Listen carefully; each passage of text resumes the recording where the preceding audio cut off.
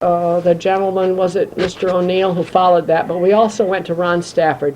And it took a little time for Ron Stafford to get the appropriation through his pork barrel. And I remember one day I was, my office was in the circuits building, and I was going through the front hall, and I saw Ron down there on the street, and so I got myself out there fast, and I ran along beside him, and I didn't want to hold him up, and I said, Ron, you haven't forgotten that. No, he said, we'll take care of it, it's just got to take time. And one of the times, I do have a picture of, the parish priest was there, and Hal Myers. And who was the priest who died? Father Giroux. Father Giroux and Hal Myers and Betty Miro and myself. The library board. With the library board, Mr. Trombley also. And I do have that picture, and I wanted to give it to Don O'Boyle. And so he promised us. It was interesting, though, what Ron knew. On the way back in the car, he said, the Miros are Democrats, aren't they? Ron would know that. He said that. Ron had this ability, you know, he has this tremendous knowledge. These are nice people, you know.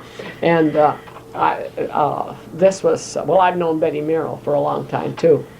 But you see, what Ron did, irrespective, was he recognized also the worth of those books, because when McClellan's books, McClellan at one time thought of having his cemetery records and all of his library books given to Cornell, because he was a Cornell man, and then Dr. Allen Everest worked with him, and he finally decided to give them to the college, and that is very fine. But many of us, along with Larry Paquette, would have liked to have had those records kept up there in Champlain. I have always spoken of Champlain as the Gold Coast of our Clinton County, because it's quite a little area of itself, very financial, good jobs and so forth.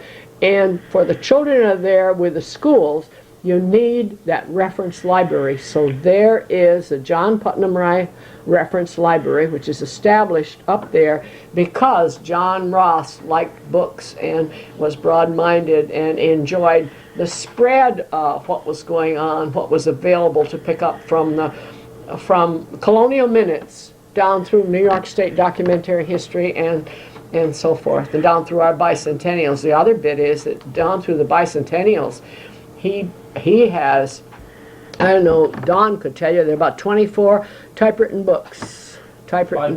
We have 5 minutes left now, and make sure you say we don't play. We have 5 minutes left on this tape. We want to at least mention, and John Putnam Ross is in the Rouse's Point Library. Yes. His collections are in there. We should mention, I forgot also, of course, Don O'Boyle, a Citizen of the Year last year by the Chamber a year ago, and historian of the village, historian of the village now, my good friend, and Peg Barcombe, another yes. good friend of yours, and yes. and then her great Rouse celebration she had. Right. Worked very, very hard, and she's feeling better now, and you see those people regularly. That's how you meet people.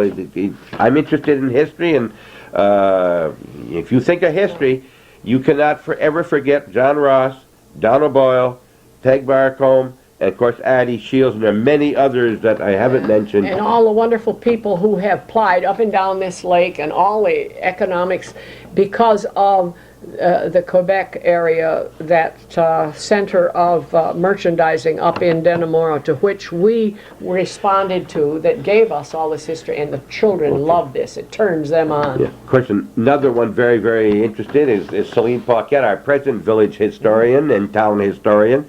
Our new legislator as of today. And you have the first Champlain monument that was ever placed in the United States. You've got it up there, and we owe it to Celine Paquette for ferreting out all that history. Yes, she wrote a little book. It was placed up there by St. John the Baptiste in conjunction with your people, La Fontaine and so forth, before they got this one down here, which McClellan had a part of being the architect of. Most of them done along the lake were in 1909, the right. 300th anniversary. The one in Champlain was 1907.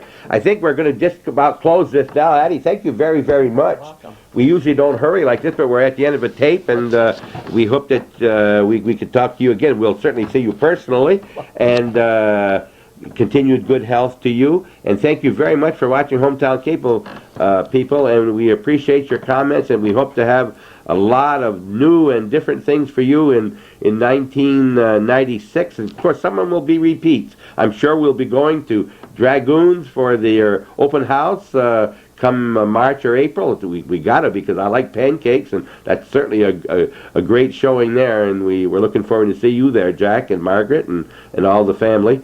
And we thank all the advertisers on Hometown Cable, and we hope that 1996 is as good to Hometown Cable as it is to you, and the best of health to everybody. And thank you very much for your comments and your best wishes to Hometown Cable, Calvin Castine, and the whole family.